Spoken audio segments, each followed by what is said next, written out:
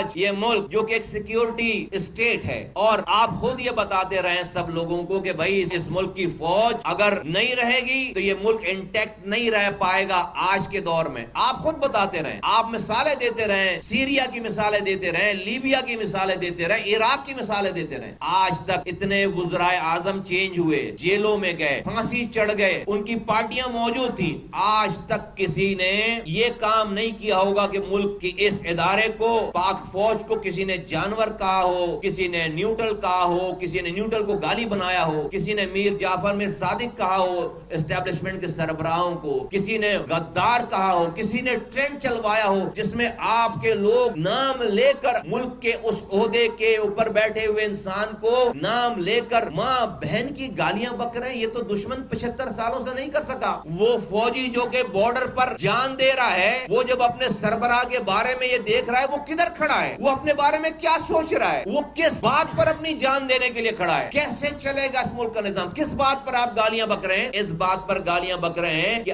آپ کا بوجھ اٹھاتے اٹھاتے، اور اسٹیبلشمنٹ نے یہ بات مانی ہے. جب جا کر میں یہ بات کر رہا ہوں، آج میں الفاظ ادا کر رہا ہوں اس لیے کہ پہلی دفعہ پاکستان کی تاریخ میں آج کی اسٹیبلشمنٹ نے اپنی غلطیوں کو ببانگ دہل مانا ہے. ورنہ یہ ملک 2 لخت ہو گیا، اور 2 لخت کرنے والوں نے آج تک ملک توڑوانے کے بعد بھی اپنی غلطی نہیں مانی. میں اس والی بات کا کریڈٹ دیتا ہوں آج کے لوگوں کو کہ وہ کم سے کم پہلی دفعہ پاکستان کی تاریخ میں اپنی غلطی مان رہے ہیں کہ ہاں ہم سے غلطی ہوئی، ہاں ہم سے یہ غلطی ہوئی ہے. آرمی چیف بھی مان رہے ہیں، D G I S I بھی مان رہے ہیں، اور D G I S P R بھی مان رہے ہیں. اور اب انہوں نے جب یہ فیصلہ کیا کہ اب ہم یہ غلطی کو مزید نہیں گھسیٹیں گے، اور وہ یہ تھا کہ جب ایک عدم اعتماد کی تحریک اپنی عروج پر پہنچی، اور اس لیے پہنچی کہ بھائی اس ملک کے جو کرتا دھرتا تھے، جو لوگ تھے جو غلطی کر رہے تھے، جب تو وہ تمام لوگوں کو انٹیکٹ کیے ہوئے تھے، وہ عدم اعتماد کی تحریک نہیں آنے دیتے تھے، وہ لوگوں کو جمع کر کے لے آتے تھے. جب انہوں نے غیر قانونی غیر آئینی کام جو ہے وہ چھوڑ دیا اور اس بوجھ کو اٹھانا چھوڑ دیا، تو آج آپ نے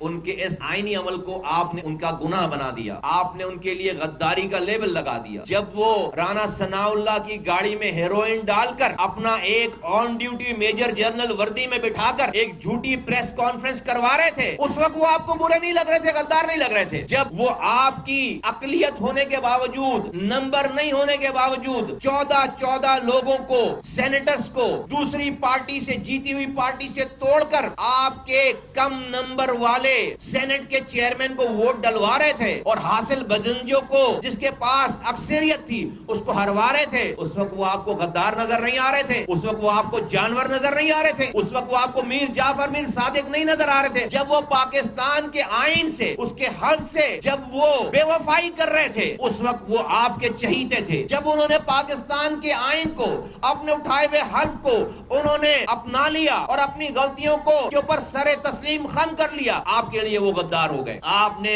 یہ نہیں سوچا کہ اس سے ملک کو کتنا نقصان ہوگا، کہاں پہ ملک جا کر کھڑا ہو جائے گا. آپ نے اس ملک کی اینٹ سے اینٹیں بجا دی ہیں. بھائی ہم کہیں گے بھائی آپ جو کر رہے ہیں ہمارا اس سے کیا واسطہ؟ بھائی میرا واسطہ ہے، ایک عام آدمی کا واسطہ ہے. آپ کے اس تمام شو بازی سے اس ملک میں اکانومی بیٹھ گئی ہے. لوکل جو ہے وہ اپنا پیسہ نہیں خرچ کر رہا، ڈالر لے کر بیٹھ گیا ہے، مہنگائی بڑھ رہی ہے، عام آدمی کی نوکری ختم ہو رہی ہے، مزدور کو مزدوری نہیں مل رہی ہے، پینے کا پانی گھر میں آ نہیں رہا، روٹی کھانے والے بڑھ رہے ہیں اور مزدوری یہاں پر کم ہوتی چلی جا رہی ہے. ایک عام آدمی کو فرق پڑ رہا ہے، وہ مر رہا ہے. وہ آپ کی طرح جا کر دن بھر تصویریں کھنچوا کر شوشا کر کے محل میں جا کر نہیں، اس کے پاس یہ ذرائع کہ جا کر محل میں جا کر آرام کرے. اس کے بچے یہی ہیں، وہ مر رہا ہے، 22 کروڑ انسان مر رہا ہے. اس لیے ہمیں یہ پرابلم ہے. آپ کو کھلی آزادی نہیں دی جا سکتی، اس ملک کی سالمیت سے کھیلنے کا موقع نہیں دیا جا سکتا.